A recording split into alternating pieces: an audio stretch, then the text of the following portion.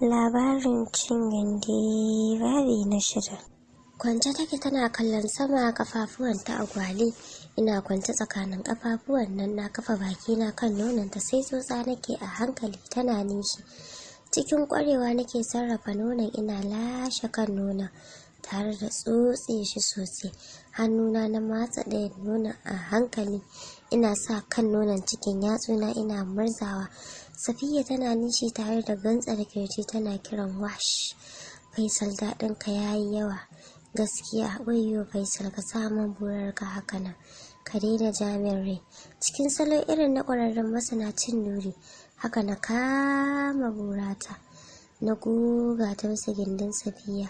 Ta gantsar kirji ta ce, Na fara tura burar a hankali. Sululuf. Sai da ta shige cikin gindin gaba ɗaya, na ji burata ta nutse cikin fadamar ni'ima ta Safiya Honorable.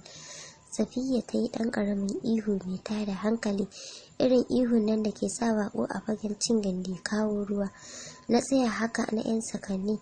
Da Safiya ta ji ban fara watsu ba, gashi ta ƙosa ta ci ina cakar gindinta, sai ta fara yin sama da ƙugunta tana yin gwatsu.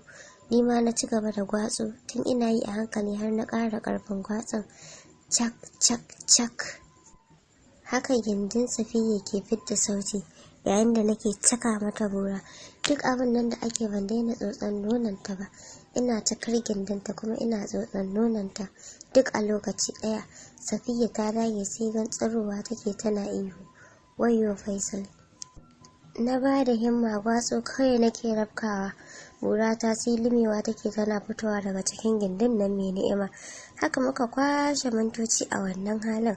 Ana cikin haka na yi gurnani, na buga wani gwatso da ƙarfi sai ga ruwa tsul cikin gindinta. Domin ruwan nan da ya tsulla ya rikirkita ta. Ta saki wani ihu can ƙasan makoshi. Sai ga ruwa shar ta kawo sai ambaliya take. Nan muka faɗi sharaf, muna ta nishi da dariyar jin daɗi. Muka shiga wanka muka ciccuɗa jikinmu. Nan ma sai da na ƙara tsotson gindinta sosai. To sai labarin cin gindi na 7.